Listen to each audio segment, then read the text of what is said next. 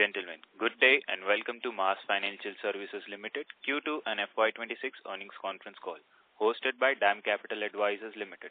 As a reminder, all participant lines will be in the listen-only mode, and there will be an opportunity for you to ask questions after the presentation concludes.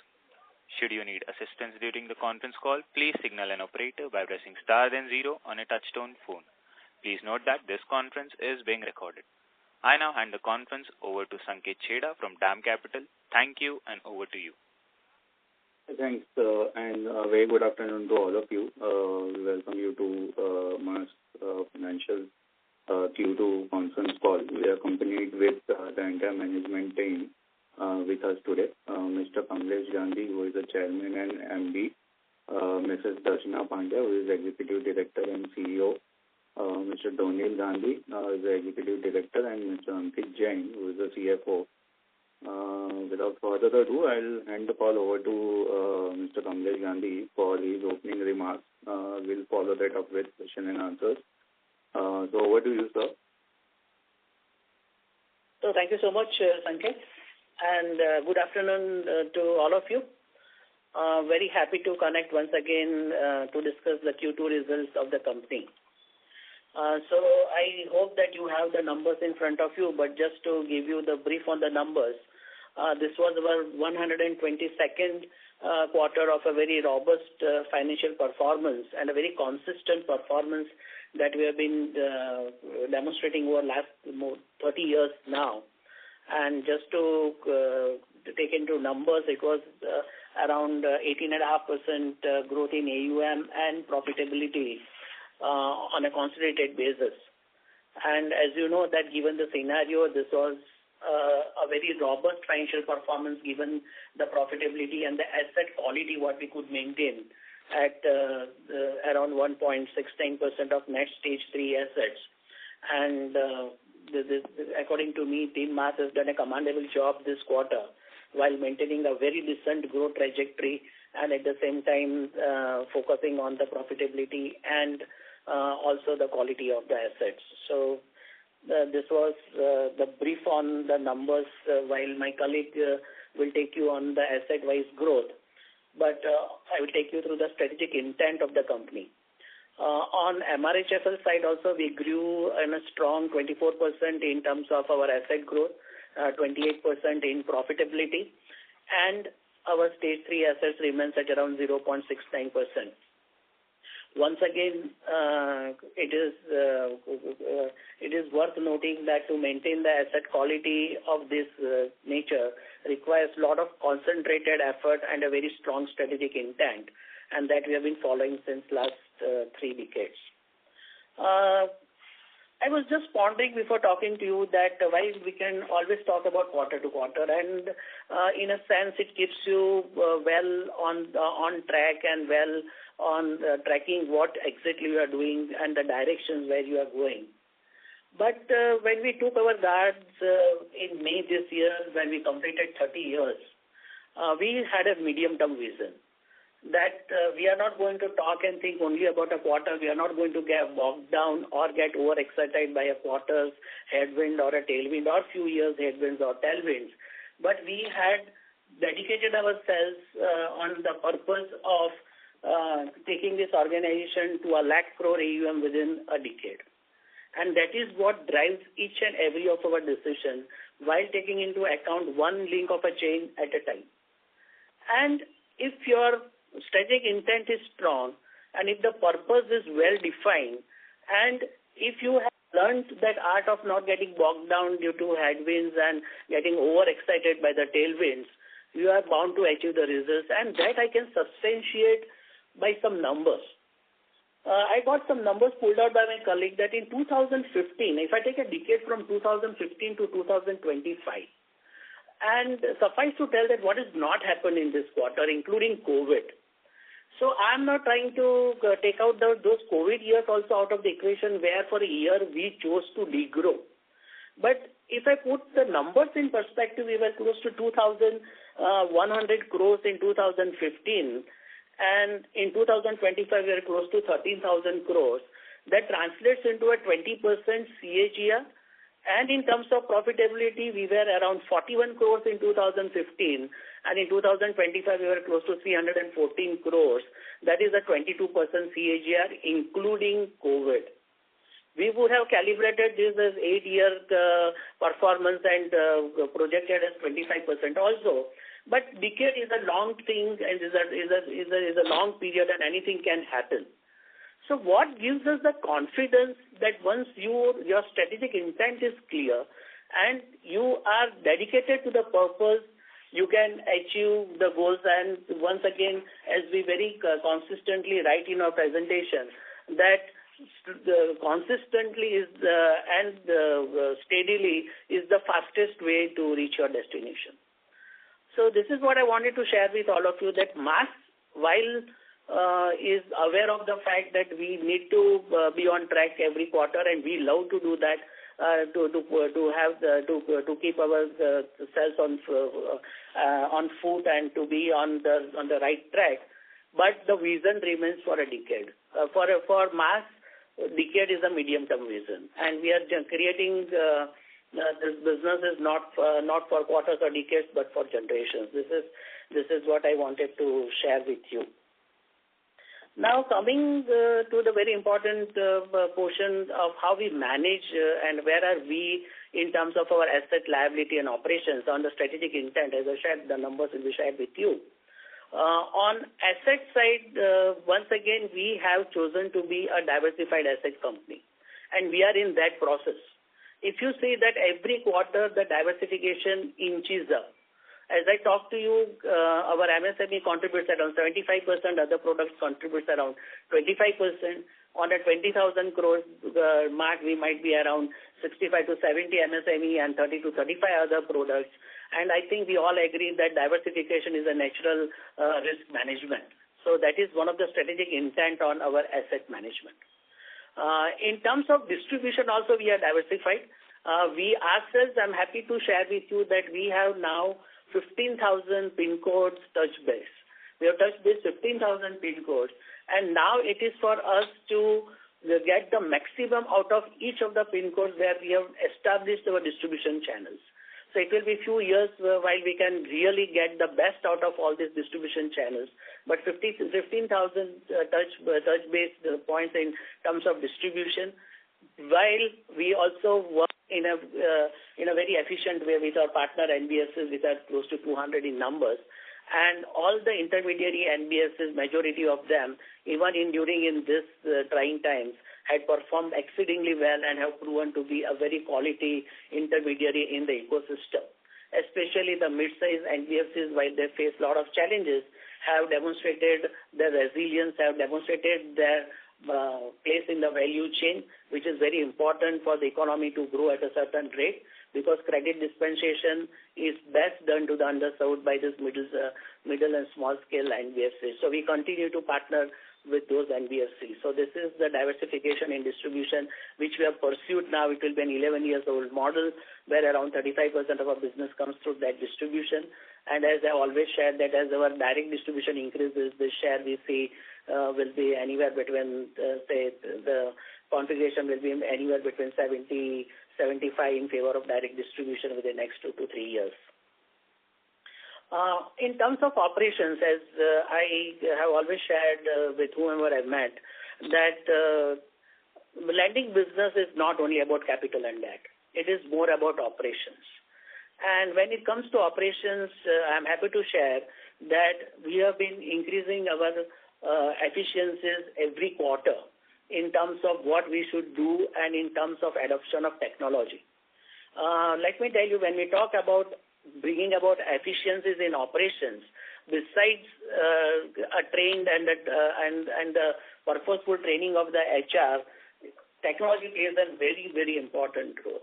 And at MAS, we have now a 100 people tech team, and we have an in-house tech stack built up across our products. So we are on track for LOS for each and every of our products, and BRE is up and running. And as you know that it is never a task completed, it is always a task to be worked on as far as BRE and machine learning is concerned. But we are well on track to handle volumes as we grow in our retail asset numbers.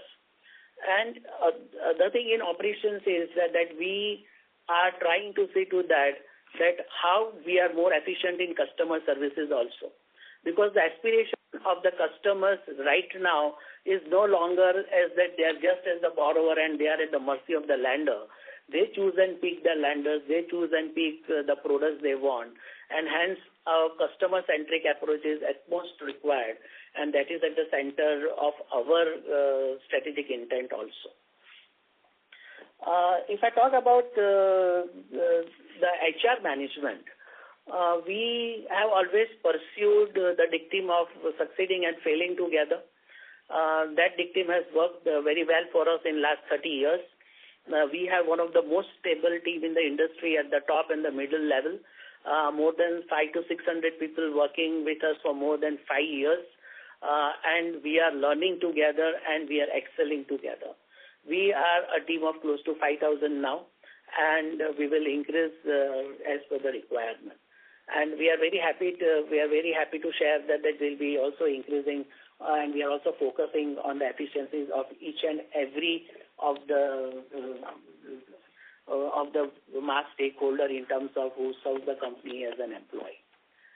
In terms of liability, starting from capital adequacy, we are very strongly placed at close to 24% capital adequacy, with majority coming from Tier 1. And as you are aware that this capital adequacy and this capital is mainly contributed by internal accruals over all these years. Once again, let me share with you that we have adopted to do all the hard thing first. That we did not raise capital very aggressively when we were small and diluted disproportionately. That it remains a question as to how we can dilute further and still manage the company and grow, which remains the question for so many of the promoters. And you see in many of the lending firms where the promoters are more of investors because of the commercial design and less by purpose. So we have, right from the beginning, chosen a difficult path by choice that we would like to grow through internal accruals. And as I talk to you, that even we will be close to, say by the year end on a consolidated basis, 15,000 crore plus. Even at 50,000 crore plus, we'll be holding close to 67% of the company, enabling us to raise capital as and when required, and thus realize our medium-term dream of 1 lakh crores by firmly having a substantial promoter stake. And that is a testimony of growing through internal accruals. We continue to be very comfortably managed on debt equity. If you ask me, we would like to increase this debt equity. Right now we are at around 3. Because I personally believe that the right business model in lending is an optimum leverage and an optimum ROA. With the risk of sounding immodest, with my 30 years of experience, I firmly believe that any lopsided approach of being very low leveraged and with high ROAs and using those two determinants for getting the desired ROE personally looks risky to me. So we would always like to balance between the right sort of the debt equity and right sort of ROAs, so as our expectations in terms of whom we should serve and the risk we should take is well balanced and well calibrated. So with that dictum in mind, we are close to around 2.85% in ROAs, where the efforts are very earnestly made to reach around 3% plus. That is what I internally have set the standards as far as the return on asset is concerned, and with a reasonable debt to equity of anywhere between around 4.5 should give us ROEs ranging from 15 to 17%, which should be the right expectation in the long term from a lending business and debt to our size. In terms of the debt raise and all, while Ankit will take you in detail, we are very comfortably placed. We are already tied up for the year and more. The liability is freely available. The focus remains on reducing the rate of interest. Still, the transmission is the work in progress. We wish that within this quarter and the next quarter, the transmission should happen, and that should benefit us and the borrowers too. I'm also happy to share that we got the final approval from IRDA for our insurance broking business. That company is named as Massfin Insurance Broking, a subsidiary of Mass Financial Services Limited and MRHMFL, which will be initially focused on captive business. And as and when we get the opportunity, the open market operations will also be done. So this is a linear expansion in terms of our activity, besides what we do in our two main companies, that is MFSL and the housing finance company. So with this, before I hand over to my colleague, let me give you the overview at the marketplace. The overview, as we know, that since last more than 4 quarters, it has been very challenging for the MSME sector. Especially, I personally believe that while there can be many factors, but it was more of the lenders' own doing that we faced all the problems, whatever we have faced, mainly because of the over-leveraged. And that is settling now. And that is settling now because of two distinct things, because as we define a cycle, we are at the end of that cycle where indiscreet funding was done, over-leverage was substantially there, that is slowly coming to a logical end.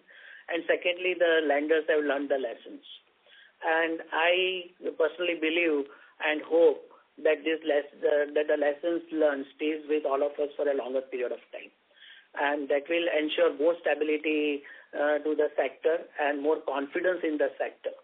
Because as we enter an era where we talk about Viksit Bharat and India growing at 7% plus, which is obviously much below our potential and much below our requirement to generate required employment, credit dispensation plays a very important role.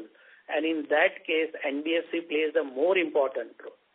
I cannot help but sharing the meeting we had with the Honorable Finance Minister a few months back, where she was very clear in her intent and thought that NBFC should take up substantial part of credit dispensation, and they should not be treated as banks or NBFC. It should be bank and NBFCs and all other institutions, whereby NBFC brings on the table the nimble footness and the demographic understanding for the right sort of credit dispensation. So this recognition comes with its own responsibility, and I think all the NBFCs are aware of this, and we see a good quarters coming ahead. We see that, say for example, our Q2 growth on Q1 was around 4%. The Q3 growth on Q2 can be anywhere between 5 to 7% and will increase gradually, thereby once again getting it to our original stride of being anywhere between 20 to 25%, pick up a mean of around 22.5 to 23% in near term. So that is the confidence we are getting from the marketplace. Hopefully this sustains and survives, and we are very hopeful for the same. So this was about the market overview. While, as I shared with you, we over the 30 years have learned not to get bogged down during the times where it is challenging, nor to get overexcited when there are a lot of tailwinds in any form, maybe from the point of view of regulatory recognition, a lot of money available, or a lot of capital available, or a lot of eligible demand around, because it is all about management of risk. So consistent to our belief and consistent to what we have been doing over all these years, we'll continue to carry this forward towards the medium-term vision, as I shared, that a few quarters or years here or there, but MAS as a team is dedicated towards this mission, the medium-term vision of reaching our lakh crore EUM, which I see a very distinct possibility. And I demonstrated the same on that working numbers from 2015 to 25. That is where our confidence stems out of. With this, I'd like to hand over to my colleague, Darshavan, to take you through the numbers, and then we will we'll talk again on during the Q&A session. Thank you. Thank you, sir. Good afternoon, everyone. So while sir has covered everything, I'll quickly take you through the key numbers. If we look at the consolidated numbers, our AUM stands at 13,821 crore and profit after tax is 91.43 crore as on 30th September 2025 as compared to 11,681 crore and 77.62 crore respectively for the quarter ended 30th September 24, which is a growth of 18.32% in AUM and 17.79% in PAT. Now coming to the standalone numbers of the parent company, our AUM stands at 12,999 crore and PAT is 89.70 crore as on September 25 as compared to 11,016.65 crore and 76.57 crore PAT as on September 24, which is a growth of 18% in AUM and 17.15% in PAT over the corresponding quarter of the previous year. Now, coming to the income and profit, total income grew by, for the quarter, total income grew by 25.09%. From 366.62 crore to 458.61 crore. Profit before tax grew by 17.79% from 102 crore to 120 crore. Profit after tax, there is a growth of 17.15% from 76 crore to 89 crore.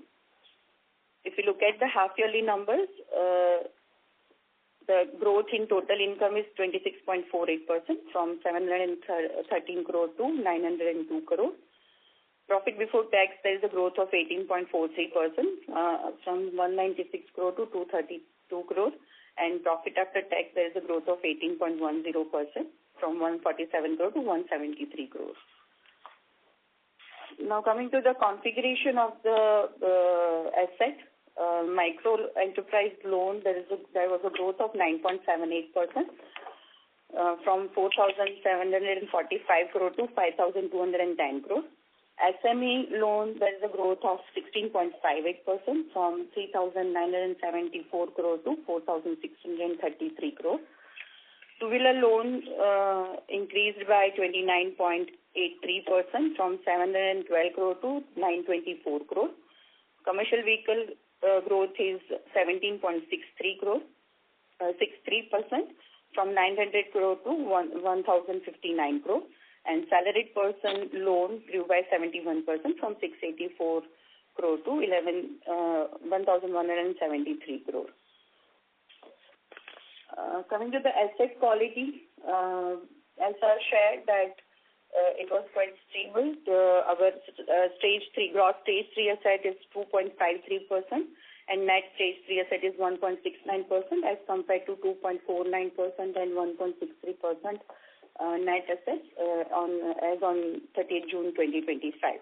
And we continue to carry a management overlay of 17 crore 60 lakhs as on September 25, which is 0.17% of our on-book assets.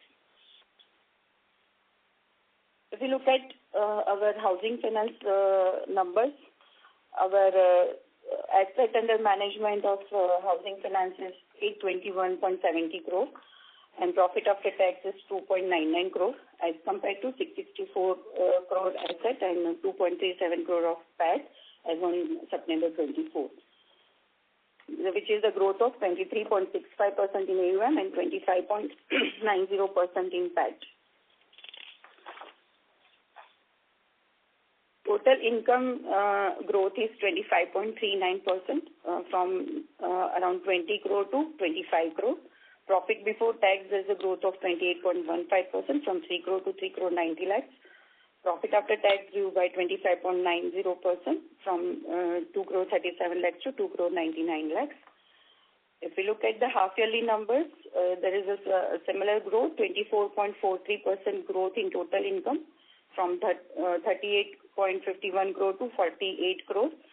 27.18% growth in profit before tax from 5 crore 84 lakhs to 7 crore 43 lakhs, and profit after tax has a growth of 26.45%, which is from 4 crore 54 lakhs to 5 crore 74 lakhs. Here also, we could maintain the quality of the portfolio. Stage 3 asset as on September 25 is 0.94%. And net stage 3 is 0.66% as against 0.92% gross stage 3 and 0.64% net stage 3 asset as on 30th June 2025. So this was about the performance of both the companies. Now I'll request Ankit to take it forward. Thank you, ma'am. Good morning to all. Good afternoon to all. To further elaborate on the liability management, this quarter we maintained the average cash and cash equivalents balance of approximately 1,000 crore, along with unutilized cash facility of 250 crore. As of September 30, the company also holds sanctioned facility totaling to 2,300 crore, comprising of various instruments like term loan, NCD, direct assignment, and co-lending. During the last quarter, the company executed direct assignment transaction amounting to rupees 900 crore and have further sanctions of approximately 1,600 crore, which will be utilized in the coming next 2 quarters.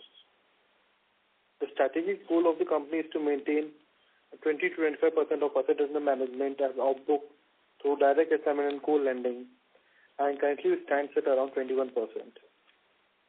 We have cash credit facility of approximately 1,400 crore, of which around 70-75% is utilized on an ongoing basis, and rest is kept as a liquidity buffer. In terms of long-term borrowings, the company raised rupees 900 crore through term loans during the quarter, having an average maturity of 3 to 5 years. We also sanctioned term loan of approximately 400 crore. Additionally, rupees 450 crore was raised through non-convertible debenture during the quarter, which was subscribed mainly by HDFC Mutual Fund, HSBC Mutual Fund, and other partly by retail investors. We are strongly positioned in terms of structural liquidity, and our liquidity position remains adequate with positive cash flows across all cumulative time buckets. Our capital adequacy ratio remains strong at 24.57%, with Tier 1 capital at 22.7% and debt to equity ratio of 3.39x. The average cost of borrowing for the quarter stood at 9.62%, which is 21 basis points lower than the quarter a year ahead, with the incremental borrowing cost at around 9.25%. As communicated in the last quarter call, in our journey of achieving an AUM of 20,000 crore, we remain focused to diversify our resource mix and to enhance our presence by enhancing our presence through in capital market and raising funds through ECBs, foreign DFIs, and other instruments, and thereby diversifying our resource mix and to raise these funds at competitive cost. So this is on the liability management, and now we are open for Q&A round. Thank you.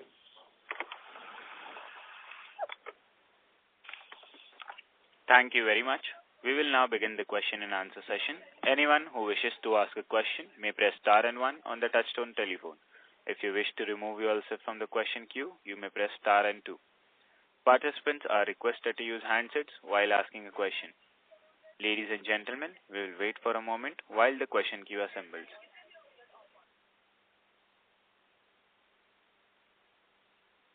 The first question is from the line of Aryaman Agarwal from Money Stories Asset Management. Please go ahead.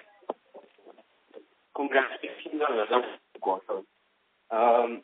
Although I've always been impressed by our asset quality management, in the last few quarters it looks like there's a slow increase in the deterioration asset quality. So I was wondering if it is due to the change in the product mix, or is there a particular reason behind it?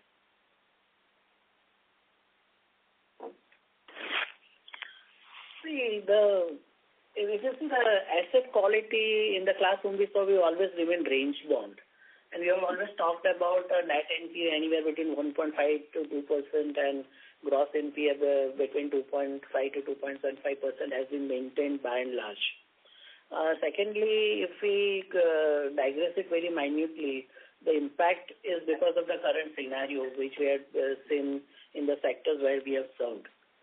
So if you take into account the type of the borrowers whom we have been serving over all these years, according to us, this accounts to be one of the most tight performance. While there is always room for improvement, but we say that this will remain range bound, and we remain vigilant, but not that concerned.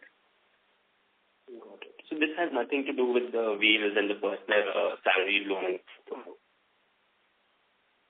No, because if you see any of the product which we get into that gradually in terms of absolute amount. While the numbers on a relative terms might look higher on growth, but if you see the actual amount, we do it in a way where we can manage it properly. So nothing of that sort. All right. And just the second question was on the OPEX ratio. This time there has been an increase in the operating costs. So what is that stemming from? See, OPEX is a combination of few things. Lesser than expected disbursement, as I shared, that we always every quarter try and go out in the market to get the maximum eligible borrowers in our fold. And with the current scenario, the rejection ratios were very high. So one of the reasons for the OPEX was that. In lines with, as I shared with you, that with 15,000 distribution points, it has to be staffed properly. So we had an increase in the employee cost also. That reflects in the fees and commission, because those you have to be confirmed the same is taken into fees and commission. And third is our working with fintech. We work with few of the fintechs in personal loans, whereby we book the loans at the full rate, and the interest difference over a period of time is given to them. The interest spread is given to them as a commission. So that all adds up to the operational cost. So these are the various contributors to the operational cost. But in terms of going forward, we presume that our operation cost will remain anywhere between 3% and between 35 to 38% of interest income. This will be our endeavors, maybe a few percentage point here or there during the journey. But ultimately, that should not affect our ROAs and NPS, because that will be offset by better yields also. So this is how we view this. Got it. Thank you. Looking forward to a journey towards 1 crore even, 1 lakh crore even. Oh, thank you so much. We require tons of wishes, and this is what we visualize. I've been doing this since very long. So when I started with 1 lakh crore, I used to think about 1 lakh rupees rather. Way back in 1988, I used to think about how I can work in crores. So when we reached our first crore, we are talking about 100 crores. I very dearly miss my co-founder in this journey. But thank you so much. Thank you. Thank you. The next question is from the line of Aditya Doshi from M3 Investment Private Limited. Please go ahead. Hello, sir. Thanks for the opportunity. Sir, our DPDs over last 2 years have increased by over almost 200 basis points. Although our asset quality is range bound, what is causing this increase? And is it geography specific or is it product specific? Could you give some color, and how is this trending in October, November onwards, and where do you think this should settle on a steady state? See, on a steady state basis, starting from last question, on a steady state basis, under normal situation, we see that anywhere between 92 to 95% on zero DPD. Because the type of the borrowers we serve, zero DPD will be at that point. And just to add to that, zero DPD is not the index in our case on the quality of the portfolio, because the borrowers whom we serve tend to pay even once they enter some DPD. So it will be anywhere between 92 to 95%. That is what we aspire. As you know that last few quarters has been extremely trying, and despite of that, this performance I reckon is well within control. And going forward, necessary steps are being taken right from credit dispensation to better collection. We personally believe that credit dispensation is 80%, 20% is a collection effort, and that is where we have been very constantly working. And secondly, over last 2 years, gradually we are increasing our retail asset portion also directly. That we are now, the use of NBFC as an intermediary relatively is on decline, maybe by a percentage or so. So that will also reflect in the DPDs where we manage the portfolio directly, where we don't have the cushion of NBFC bearing those. But that reflects on the higher yields. So as I've shared earlier, that the distribution model changing to more on retail will also not change our yields and NPMs. Will not change our NPMs and ROA. Has stood, the numbers have withstood that. So, all in all, it is well within control, but we are not unduly worried and concerned, while, as I shared earlier, we are quite vigilant, and it's a very continuous process to see to that. If you ask me, I would be happy at 95%. But we are hovering around 93%, and hopefully let us see how we can do it in future. Okay, thank you, sir. And sir, second, on the growth side of especially MEL and MSME, while you alluded that eligibility of the borrowers remains a challenge, but do you see that improving from last quarter, and how is it currently going? Yes, so there is what I shared in the opening remarks, that every cycle has a logical conclusion, right? And this challenging cycle is also, we see, coming to an end gradually.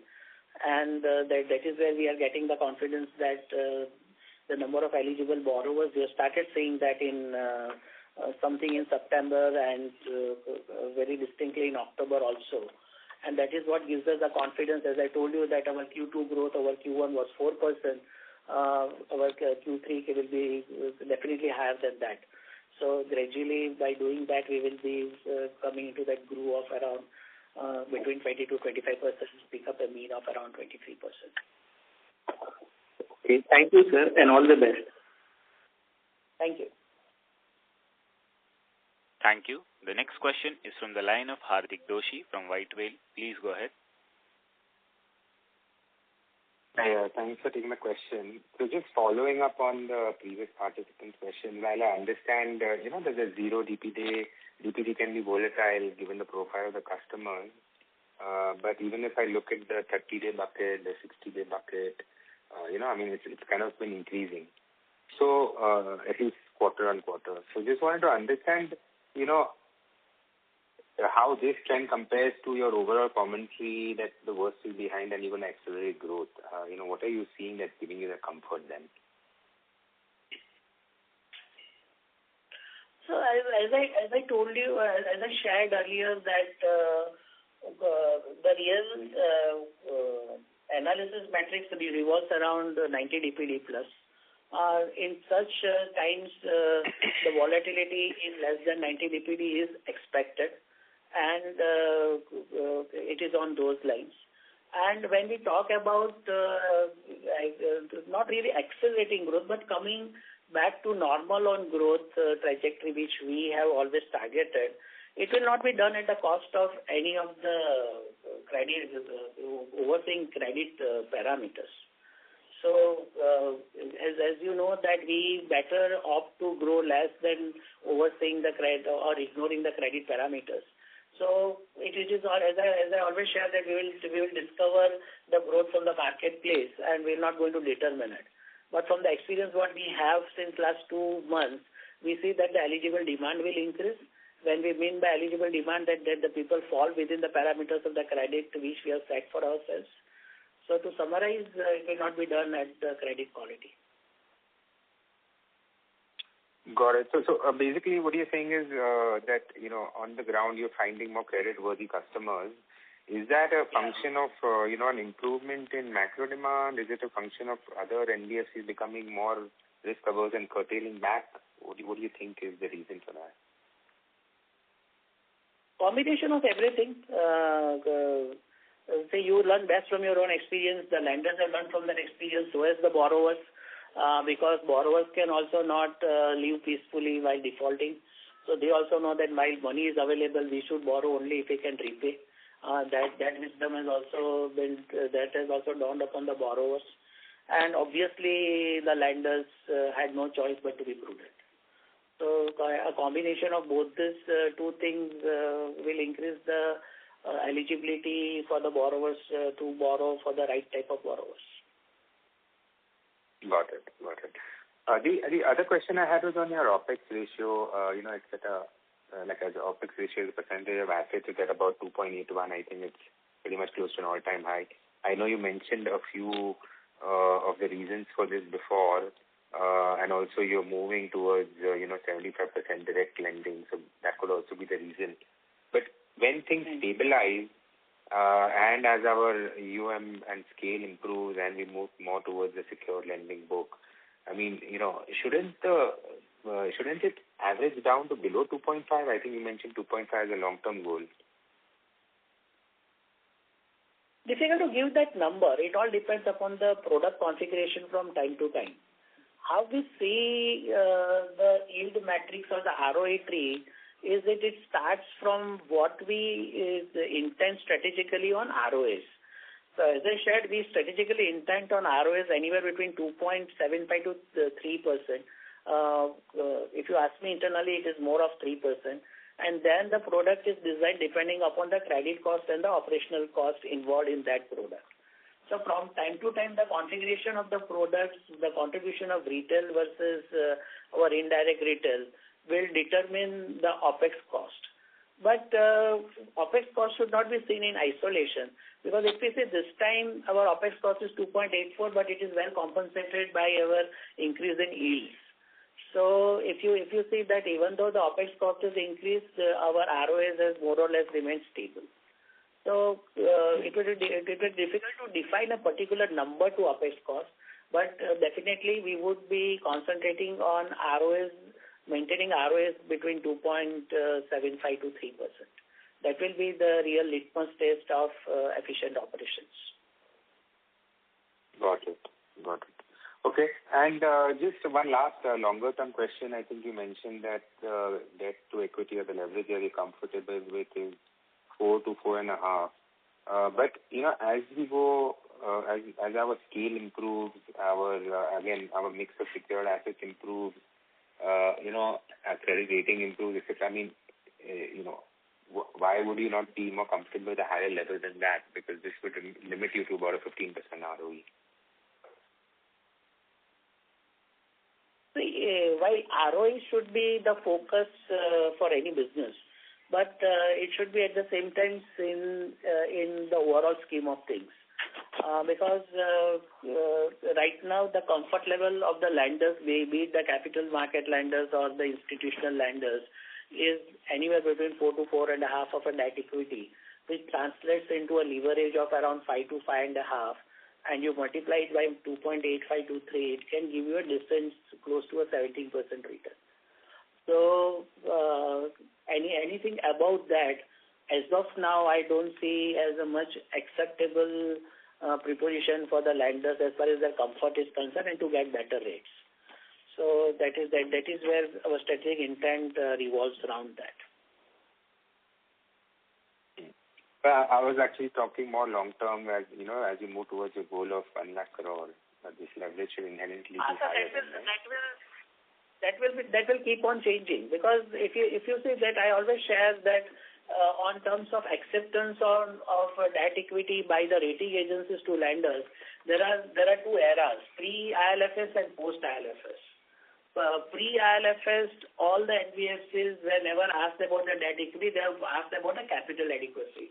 And capital adequacy at 15% translates into a 6.6 time leverage.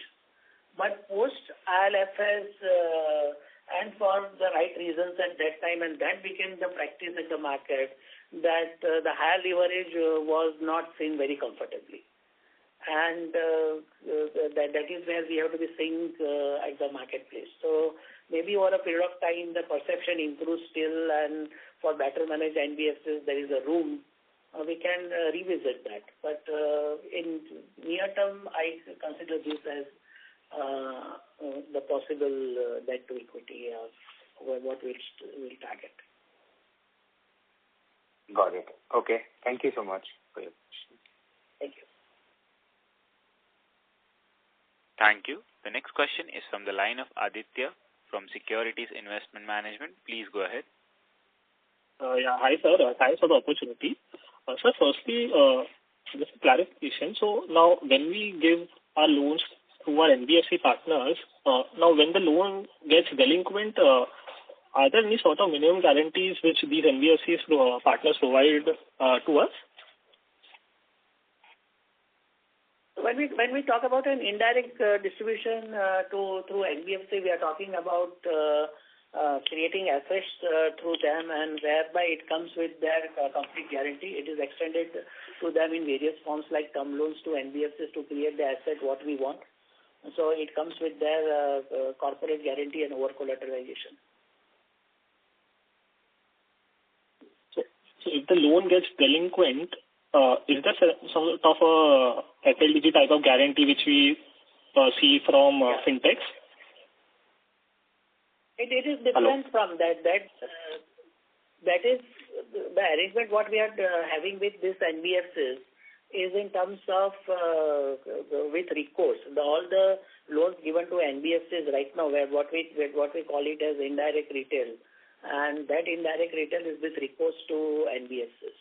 So it is with 100% recourse to them through corporate guarantees and through over collateralization. Understood. So, sir, one would assume then the credit cost for this business would be pretty low, would be around 0 or 0.2% only. Would that be a fair assessment? Yeah. Got it. And, sir, now, second question was on this subsidiary of ours. So, we hold around 63-64% of our subsidiary. So, are there any plans to increase it to 100%? And secondly, if you could just help us understand your, vision for the subsidiary. So 3-4 years out, do we have any aspirations to list the company separately, or you want to achieve a certain kind of AUM or a ROE profile before making a decision on that?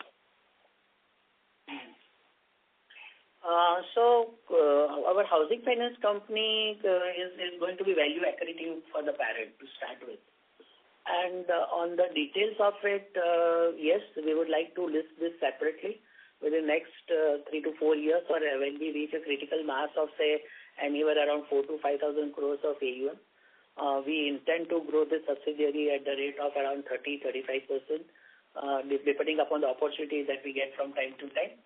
This quarter was 25% because, as we all know, the known fact that we work in the affordable segment where there is a lot of convergence between the borrowers who were under stress and the affordable segments. We were cautious, reflected from the asset quality. On terms of holding, yes, the holding of the parent will increase gradually because the promoters will have very limited capabilities to infuse the way the company can infuse. So what looks like around 60 to 63 will be close to around 70-75% by the time we can plan for listing it separately. Thanks for answering the questions.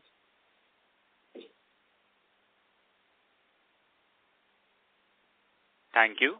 Ladies and gentlemen, in order to ensure that the management will be able to address questions from all participants in the conference, kindly limit questions to 2 per participant. Should you have a follow-up question, please rejoin the queue. The next question is from the line of Madhu Chandade from MC Bro. Please go ahead. Hi. I have two questions. Sorry for harping on this whole issue of zero DPD. While the environment seems to be improving, as you alluded to, why is the DPD, zero DPD, and across other maturities increasing? That is question number one. And secondly, you mentioned about your target of improving the ROA from 2.75 to 0.8% level to 3%. What is the roadmap? What will be the drivers? Just these two questions, please. Hello? So, in terms of this DPD is improving, it will take some time because the current DPD reflects the loans already given. And when we talk about an improving scenario, is about the loans to be given now. And right. That too, it will take time for that to reflect in DPDs because the proportion of the new loans to old loans will be still low. It will be still low as far as the new loans is concerned. So when we talk about an improving scenario, we are talking about that we are now confident to lend more. And the old scenario where the borrowers has already taken loans and they are under some sort of stress might continue for a while. In terms of ROA, I think it will come on a scale. It will come on reduction in interest rate once we get the benefit of the interest rate reduction, the transmission, and also on improving the efficiencies. So we have to work on so many areas to get this last leg done from say 2.85 to 3%. And I see this coming with, to be very honest, very difficult to give a timeline. But internally, if you ask me, my timeline is from today. But in order to give a timeline when it will reflect on the paper, it will be very difficult to give a timeline. But the efforts are continuously on, and we should switch soon. We should see that sooner improving gradually.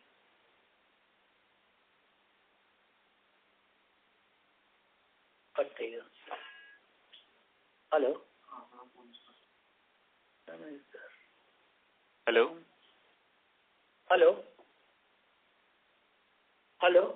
Just a moment, sir. I'm checking.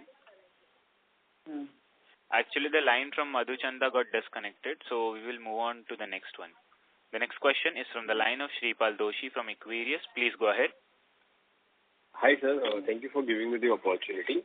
My question was firstly on the SME portfolio. So in that segment, are we seeing any impact of tariff-related, updates on our portfolio or on our incremental rejection rate?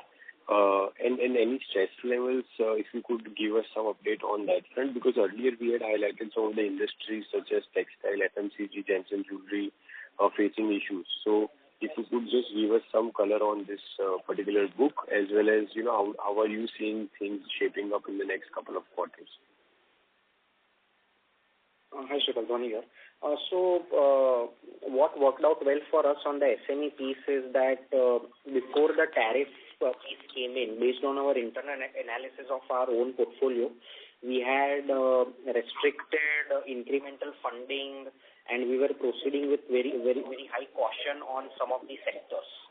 So textile was one sector which was already in our caution list before the tariff piece came in. So we have not seen any more deterioration in that portfolio for us. So that has not been a concern. We are still cautious on that segment and similarly on FMCG. So to answer the question, tariff-related pressures on our SME borrowers, we are not seeing that big an impact. Even if, say, at a micro level, some businesses are getting affected, but I think they are finding ways to manage the same. And the outlook on the industry, more or less, no new additions in terms of caution industries for us. The older ones still are in that list, and we will relook it after the December quarter on whether to we'll take a fresh guard, whether to open up slightly more or liberalize the policies little more for FMCG, textile, and one or two other industries that at that point of time that we are putting caution. So we are still in wait and watch mode, but no new additions to any caution list for us. Okay, got it. That is helpful. So because this segment, if you look at the growth, has been coming off in the last 4-5 quarters on a Y&Y basis. So I mean, maybe let's say in Q2FY26 it was growing at 23-24%, whereas today we are at 16-17%. So do you see this in the second half improving to our broader level of 20% sort of a number? Yes. This will improve gradually. So we expect that within a span of 2 to 3 quarters, we'll be able to be where we were earlier. The number that you alluded to of 20 to 23% kind of a growth. I think gradual improvement quarter on quarter is being seen. So I think we can assume the worst is behind us. I think the eligibility ratio, the rejection ratio is also going down. Eligibility ratios are also going higher. So, but those are improving gradually. We are not seeing an overnight jump on that, and we did not expect that also. But the overall direction is positive. So we are hopeful of getting back to that kind of a growth soon. Got it. That is helpful. The second question was pertaining to the MEL portfolio. So that portfolio, again, the share has come off from 45-46% to almost 40%. And, the growth there also was in single digit for the last 3-4 quarters, which has improved in this quarter. So is it fair to believe that, the worst seems behind for this category also, and, overall we should see the growth reviving in this category, because these are the two large categories, like be it SME or the MEL. So, yeah. Right. Yes, I think similarly in MEL also we are seeing that the quality has improved and the incremental borrower quality has improved for us. So, but by design also, as we had communicated earlier, that as a part of the overall midterm strategy, SME, our push on SME growth will be slightly higher than MEL growth, because we want to increase the ticket size as well. So we feel that MEL, even if growth starts coming back to normal, it will be range bound, but it will be slightly lesser than the average book growth. I think SME and the wheels business will contribute slightly higher growth than the MEL product, and that is in a way by design. So what went down from 45 to 40 is also by design, and moderation of growth over there, but compensation of that moderation through other products is also planned, is a planned strategy, and that is how we see that going forward. Okay, got it. Just the last question was pertaining to the variables. So as Kamlesh in his earlier commentary highlighted that 2H should be better with growth also reviving.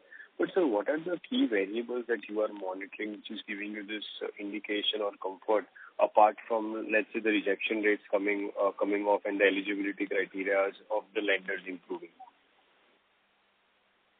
So at the ground level, we feel that during our analysis also we look at the balance sheets and the shape and the balance sheets are pretty healthy at the ground level now at the borrower side, because whatever over leverage would have been done would take anywhere between 4 to 6 quarters for them also to manage that and bring it down. So there are various factors, but number of inquiries that come in, the approval ratio obviously is one thing, and at the micro level, the kind of financials that we see at the borrower level. All these 3-4 things are the major combination which gives us a positive feeling that things are improving. And also gradually we are increasing our team as well. So if you see, the team is also getting increased. So as the manpower and the feet on street also increase, we'll be able to cater to a slightly wider area and population. So our maybe not in terms of the branch network, but at least in terms of 2 things. One is efficiency increasing of the current manpower, and also expansion of the manpower in the existing branches. and our ability to also now leverage on tech, which is much better than earlier. So our delivery time, our TAT, and the products that we're able to introduce also on those lines. These are the few things which gives us a positive feeling for the second half of the year and going forward. Got it. That is helpful. Thank you and good luck for the next quarter, sir. Thank you. Thank you. The next question is from the line of Abhijit Tibrewal from Motilal Oswal. Please go ahead. Yeah, thank you for taking my questions. Most of my questions have been answered. Just a couple of clarifications. A few times in the call, we called out that maybe the worst is behind and we are today sounding much more optimistic and confident. So two things. Sorry to interrupt, Abhijit. Your voice was coming muffled. Is it better now? Yes, it is loud and clear now. Please go ahead. Yeah. So all I was trying to say is, a couple of times in the call, we shared that we are now much more coming quarters in coming years. First, the bottom is behind. So I was just trying to understand basically two things here. First thing is on the business momentum. So if we see last maybe 3-4 quarters, disbursements, especially quarterly disbursements, have been in a certain range, maybe 3,100 to 3,200 crores. Can we now see this momentum improve, the business volumes improve in the coming quarters? And secondly, this time around, your asset quality performance, there was a positive surprise. I look at asset quality, which is commendable, largely maintained, stable. And then credit costs also, as I can see, right, were lower sequentially. And why I'm saying this is we are not kind of seeing this in some of the other NBFCs who have reported until now. So if you could just help us understand what is it that has helped us maintain such pristine asset quality as well as such lower credit costs. That was my second question. So as Dwanil earlier shared that the confidence comes from the feeling, from the information that the first-hand information that we get from the ground, and that makes us confident that we can come back to a normal strategy over a period of time. As I shared, that was what was 4% of growth of Q2 over Q1 can be in the range of 5 to 6% or 7% this quarter. On the back of more eligible borrowers, which will be in a position to cater, and that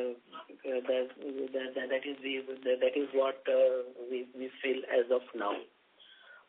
Second point on provisioning, if you see that provisioning coming down, one of the impact was of the ECL, the way ECL is calculated from time to time, and because of more off book.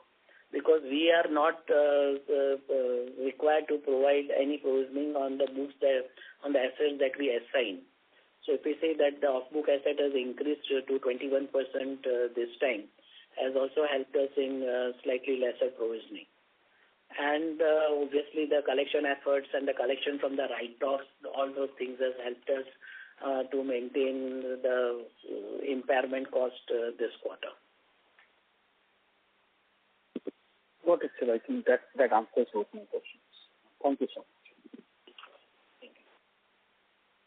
Thank you. The last question is from the line of Sarvesh Gupta from Maximal Capital. Please go ahead. Good afternoon, sir, and thank you for giving the opportunity.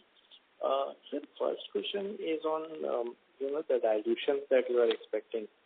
So while you spoke about your medium-term and long-term goals, and given that we had a fundraising last year, so when are we? I mean, this current level of equity is good for how many years, and how much of a capital dilution will we need to sort of do to achieve the 10-year goal also that you mentioned?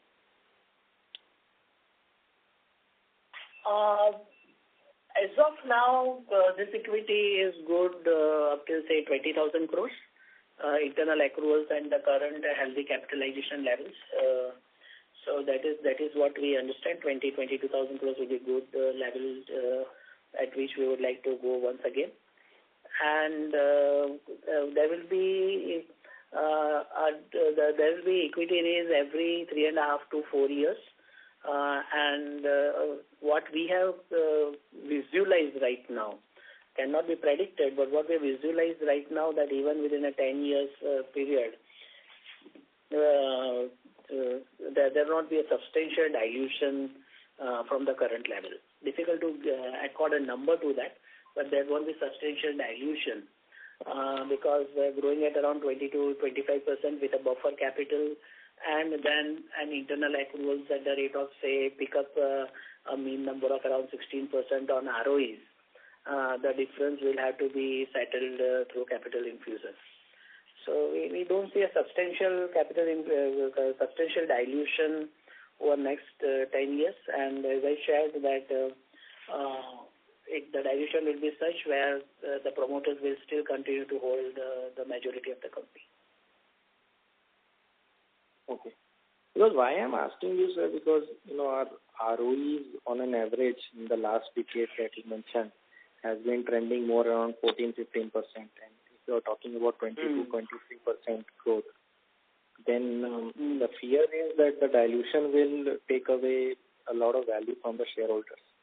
Because even in the last decade that you spoke about, we have grown at 20% our loans and everything, but the EPS, which is earnings per share, and even if I take out the 2 years of COVID, then on these remaining 8 years, the EPS has compounded only at 9.5%. So that's the fear that, as you grow, if you are not able to increase your ROE, then the dilution would result into much lower growth for the shareholder value.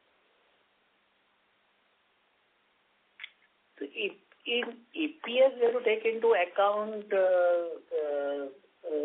that share split, what you call it? Bonus.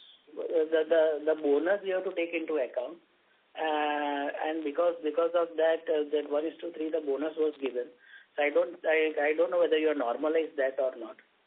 Because I personally believe that if the profit has increased by 22% and only one capital raise during or two capital raise, once we went to IPO and other was during QIP, should not bring it down from 22 to 9%. So we need to recheck on what you are telling about an EPS growth of 9%. So that I like to recheck because the profit growth has been 22%.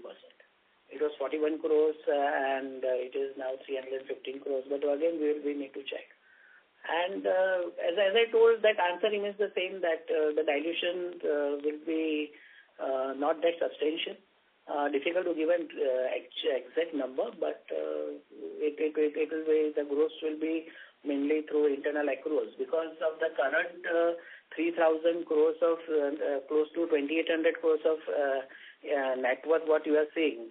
I think around 1,800, 1,900 crores is through internal accruals only. So that has been the track record of the company, and we should hold on to the EPS also in the coming time. And sir, the other question is now, like in mortgage business, right? We are a very small player. And while I agree that, the environment may not have been the best, but given our size, the kind of growth rate that we have posted is very low.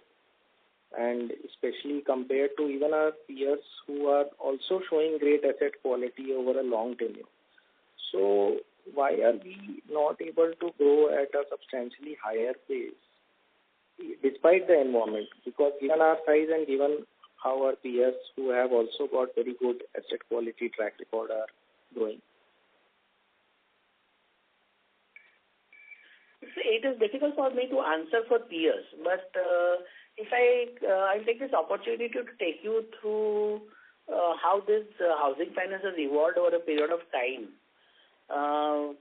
When we started and we have been following certain fundamentals, I don't want to risk it telling only we were following it up.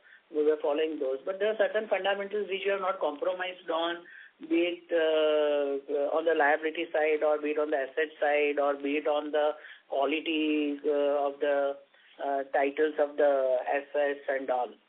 And housing finance is a business whereby any aggressive lending will not show up in 2, 3, 4 years. The real delinquency starts after 5, 6 years plus. That has been the trend of a housing finance company as far as the housing finance company is concerned. Unless you have done extremely badly, it will show up within 2 or 3 years. But you have been marginally lenient on credit side and marginally lenient the way you dispense credit will start showing after certain years. So, according to us, while maintaining all-round prudence, we had always concentrated on what best should be done, and this is what we discovered in terms of our growth. Because there also, if you put, it's a small number, but even though if you plot it on a CAGR, it is 30% plus. So at a smaller size, the number does not look better in absolute terms. But now from the current close to 800 crores, we are talking that if we can grow at around 30%, it can be around 3,000-4,000 crores within 5 years. And from that point, at a 3,000-4,000 crores, once again we continue to grow at around, say, even at around 25%, the numbers will be visible. So we have our own way of understanding the markets and conducting the business. And during that course, we have found this number to be achievable. Maybe there will be areas where we should improve. We are never complacent, but that is constantly being done. But at the end of the day, this is what we have achieved, and we are confident that this will be a good value accretion for the parent too in the medium to long term. Okay, sir. Thank you and all the best. Thank you. Thank you. As this was the last question, I would now like to hand the conference over to the management for closing comments. Over to you, sir. So thank you, everyone. And Team Mars remains committed to its mission of excellence through endeavors, which we now call it as purpose-led, progress-driven. And we will continue to give our best to create the value for all of us. And thank you so much, and look forward to your continuous support. Thank you. On behalf of DAM Capital Advisors, that concludes this conference. Thank you for joining us, and you may now disconnect your lines.